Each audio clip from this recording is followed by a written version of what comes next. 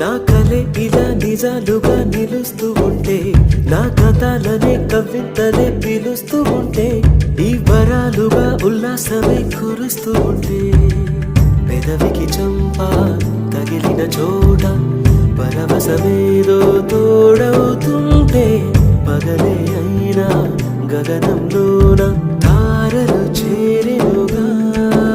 నిజంగా నేనేనా ఇలా నీ జలలో ఉన్నా? ఇదంతా ప్రేమేనా?